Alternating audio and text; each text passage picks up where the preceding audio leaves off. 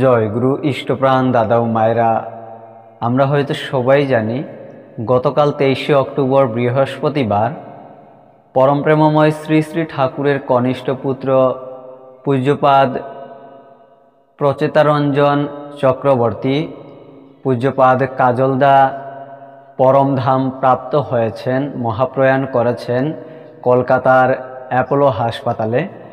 ওনার প্রতি গভীর শ্রদ্ধাঞ্জলি নিবেদন করে ওনার বিষয়ে আজকের এই ভিডিওটি, এই শ্রদ্ধাঞ্জলিটি নিবেদন হচ্ছে।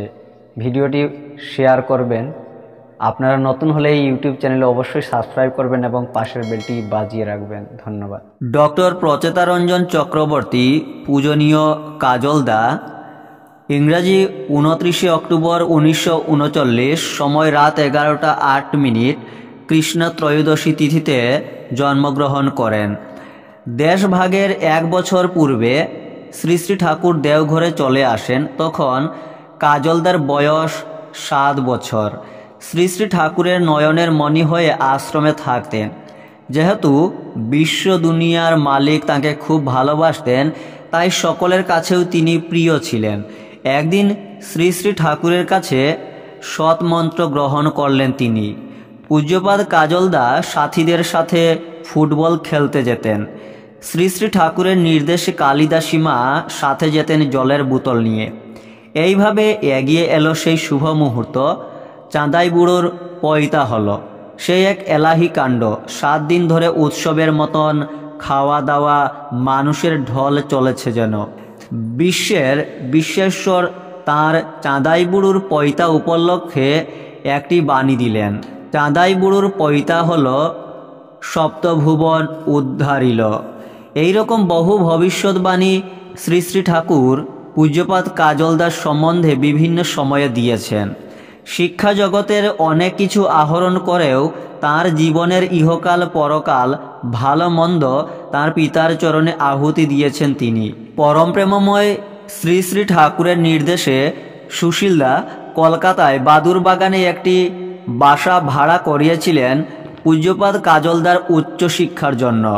প্রতিদিন শ্রী শ্রী ঠাকুর ট্রাঙ্ক কলের মাধ্যমে কাজলদার খোঁজ নিতেন। সিটি কলেজের পড়া শেষ করে কাজলদা ভর্তি হলেন ন্যাশনাল মেডিকেল কলেজে। সেখান থেকে MBBS পাশ করলেন 1963 সালে। তারপর MS পড়ার জন্য পাটনা মেডিকেল কলেজে ভর্তি হলেন।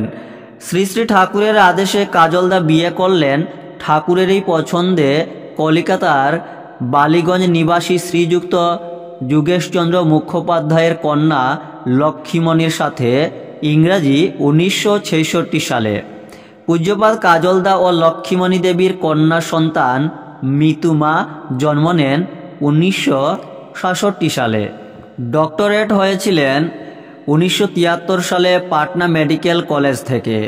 যখন কাজলদা ন্যাশনাল মেডিকেল কলেজে পড়তেন, কলেজের অধ্যক্ষ ডেকে বলেছিলেন, প্রচেত, তোমার কজন মা? কাজলদা উত্তর দিলেন, স্যার, আমার অসংখ্য মা।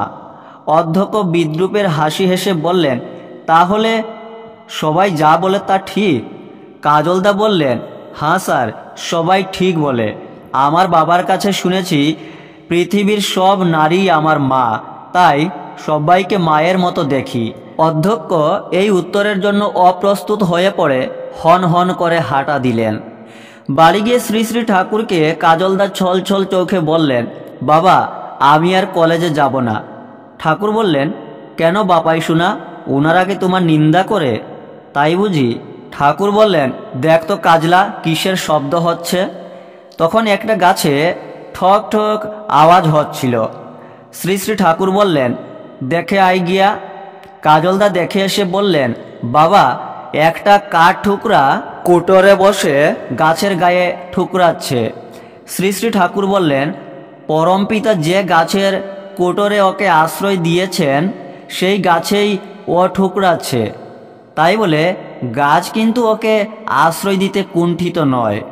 কত ঝড় বৃষ্টি দুর্যোগ থেকে ওকে বাঁচিয়ে রাখছে, তাই না কাজলা? কাজলদা বুঝতে পারলেন ঠাকুর কি বলতে চাইছেন। শ্রী শ্রী ছোটমা একদিন বলেছিলেন, কাজলের অষ্টসিদ্ধি রয়েছে, ও ইচ্ছা করলে মরা মানুষ বাঁচাতে পারে।